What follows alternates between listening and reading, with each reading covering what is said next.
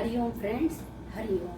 कैसे हैं आप लोग? आई होप आप लोग अच्छे होंगे, स्वस्थ मस्त होंगे। मैं भी बहुत अच्छी हूँ। फ्रेंड्स, एक बार जब महाभारत में युद्ध हो रहा था तब धृतराष्ट्र को चिंता हुई कि मेरी हार होगी या जीत। इसी कश्मकश में उन्होंने ज्योतिषी को बुलाया और पूछा, मुझे बताओ युद्ध में मेरी हार होगी या जीत। ज्योतिषी ने देखा और बुलाया, निश्चित ही आपकी जीत होगी, आप जीत जाएंगे और कौरवों की जीत होगी। ये सुन के धृतराष्ट्र बहुत निश्चिंत हो गए और बहुत खुश भी हुए।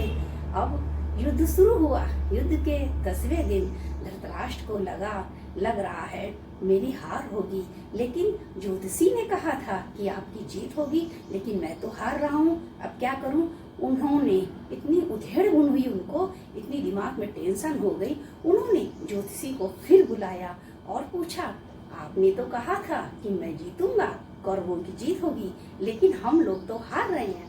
ज्योतिषी ने देखा और बोला, निश्चित ही आपकी जीत होती, लेकिन युद्ध में कोई ऐसा है जिसने ग्रह दिशा चाल को बदल दिया है, इसलिए आपकी हार हो रही है। इसमें हमारी कोई भी गलती नहीं है, जरूर वहां पर कोई ऐसा है जिसने ग्रह नक्षत्र दिशा सब कुछ बदल दिया है। ये सुन के धृतराष्ट्र को बहुत आश्चर्य हुआ।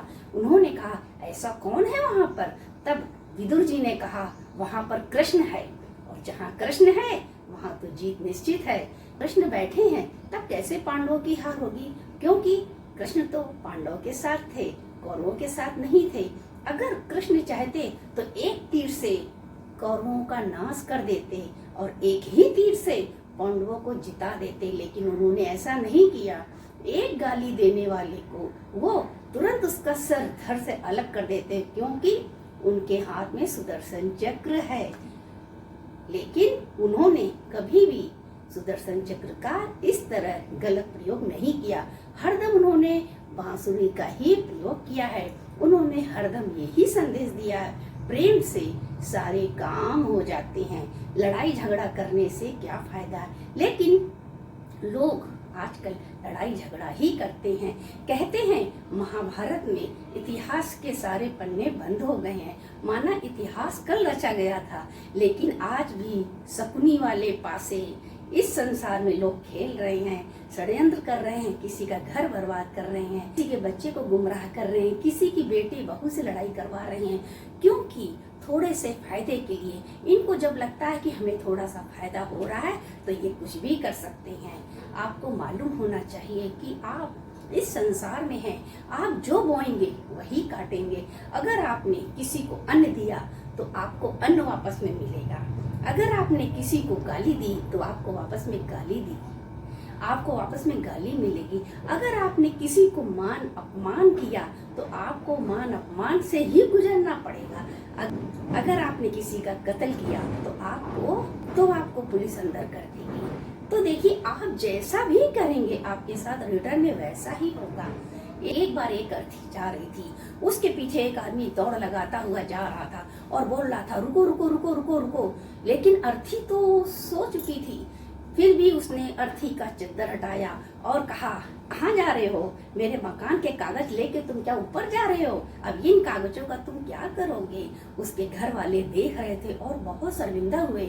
सच में हम लोग इस संसार से जाने के बाद एक भी घर की नेम प्लेट नहीं ले जा सकते, ये शरीर नहीं ले जा सकते, ये सांसें नहीं ले जा सकते। 2 मिनट भी अगर कोई बोले रुक जाओ तो ये सांसें नहीं रुकेंगी।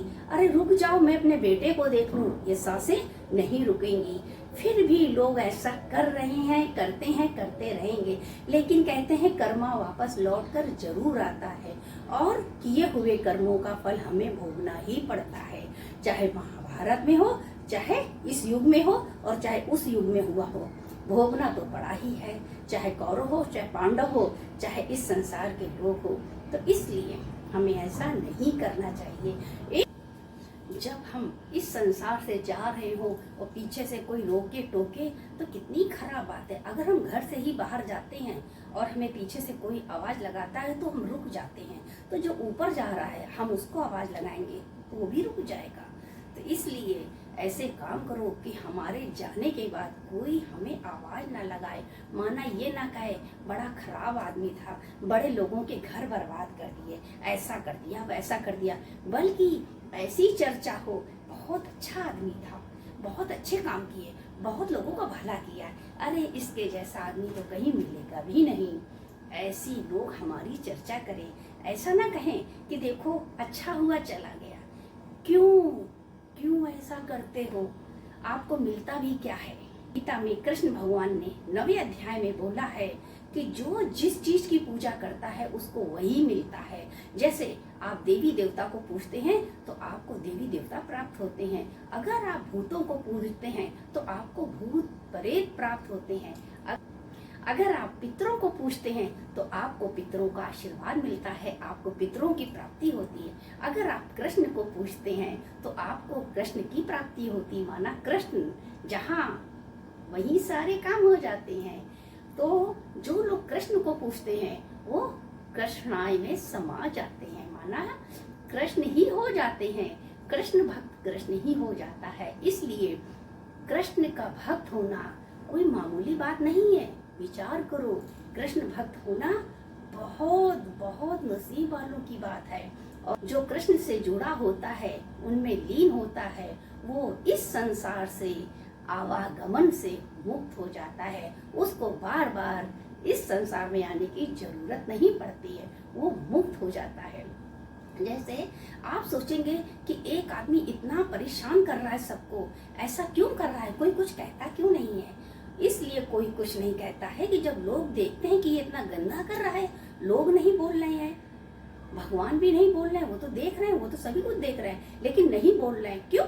अगर भगवान चाहे तो नीचे उतर के आए, 4 लाठी लगाएं, अभी दिमाग दुरुस्त हो जाए, लेकिन वो ऐसा नहीं करते हैं। जैसे बच्चा पूरे साल पढ़ाई करता है और साल में 3 बार पेपर होते हैं। जब पहली बार पेपर होते हैं या दूसरी बार या तीसरी बार, मैडम पेपर देते समय टहलती रहती है, सबको देखती रहती है, लेकिन बोलती नहीं है पेपर के समय। चाहे बच्चा गलत कर रहा हो, वो बिल्कुल नहीं बोलती है, और देख भी लेगी तो आंखें बंद कर लेगी, उसको नहीं टोकना है, क्योंकि ये समय बच्चे का एग्जाम देने का है।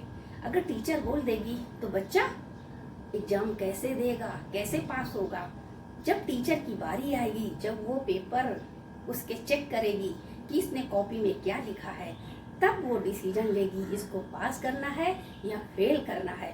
तब तक वो चुप ही रहती है जब तक उसके पास कॉपी नहीं आती है। ऐसे परमात्मा भी देख रहा है इसकी कितनी हद है, ये कहाँ तक गिर सकता है, ये क्या क्या कर सकता है। ऐसे ही भगवान भी है, देखता है ये कहाँ तक जा सकता है, इसकी हद कहाँ तक है, ये क्या क्या कर सकता है। जिन लोगों के लिए ऐसा कर रहा है, क्या ये उसका साथ देंगे?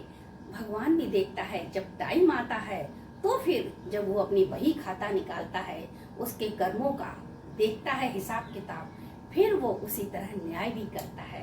तो जब भगवान चुप है, लोग चुप हैं, तो हम भी चुप हो जाएं।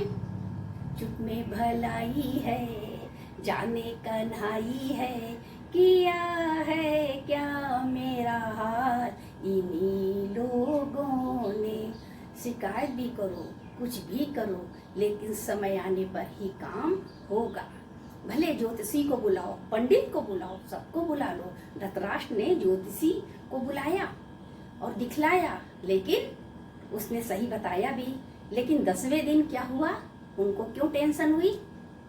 और टेंशन हुई तो उन्होंने ज्योतिषी को दोबारा बुलाया। फिर ज्योतिषी ने क्या कहा, क्या कहा उन्होंने? ग्रह दिशा की चाल बदल गई है। और विदुर जी ने क्या कहा? वहां पर कृष्ण है, जहाँ कृष्ण है वहीं सब ठीक है। और मैं भी आप लोगों से हरिओम करती हूँ। आपको ये ब्लॉग कैसा लगा आप लोग जरूर बताइएगा। हरिओम हरिओम हरिओम।